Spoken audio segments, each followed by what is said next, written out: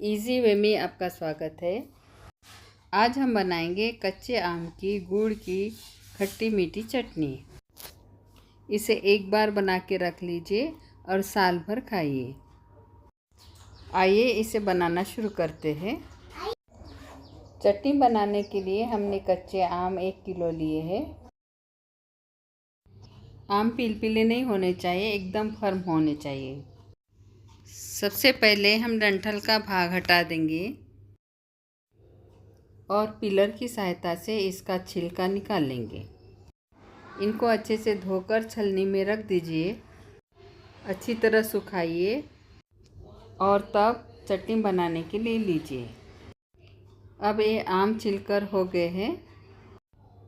अब इनको ग्रेट कर लेंगे। मीडियम साइज के ग्रेटर में ग्रेट कर लेंगे। इसी तरह आम को घुमा घुमा कर ग्रेट कर लेंगे। अब सारे आम ग्रेट करके हो गए हैं। अब गुठली बच गई है। इनको आम का पन्ना बनाने के काम ला सकते हैं।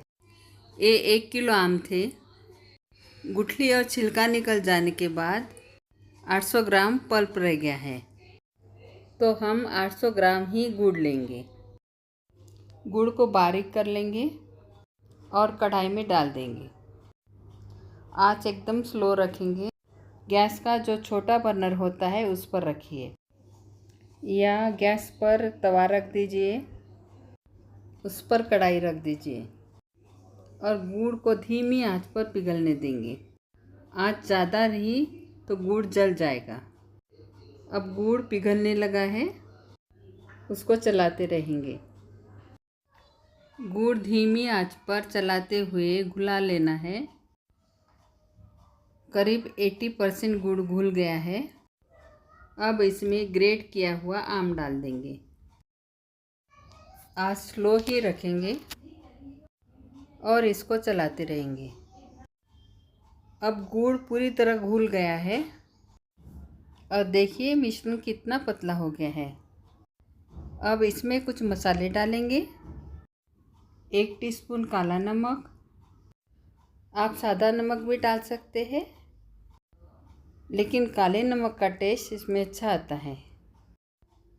1 टीस्पून कश्मीरी लाल मिर्च पाउडर। यह तीखी कम होती है, लेकिन चटनी को कलर अच्छा आता है।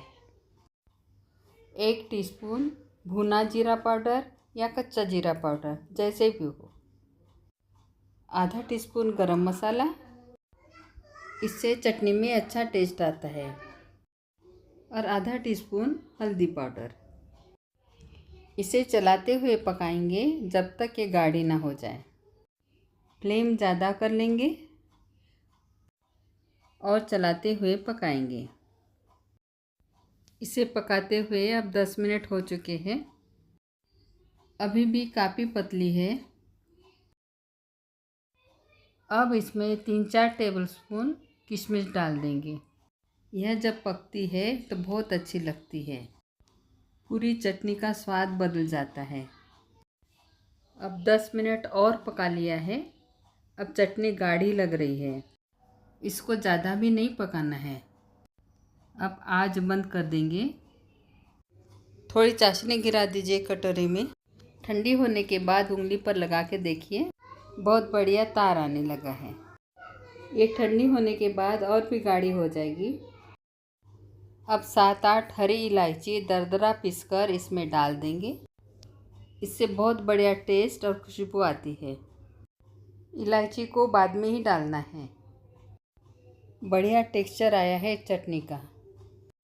इससे ज़्यादा इसको नहीं पकाना है, नहीं तो ये हार्ड हो जाएगी। चटनी ठंडी होने के बाद आपको लगता है कि पतली है तो थोड़ा और देर पका लीजिए। एकदम परफेक्ट बनी है चटनी। इसे आप रोटी पर या ब्रेड पर जैम जैसे लगाकर भी बच्चों को दे सकते हैं। इसे आप ठंडे होने के बाद कांच के कंटेनर में भर के रख दीजिए और इस चटनी को पूरे साल खाइए, खराब नहीं होगी।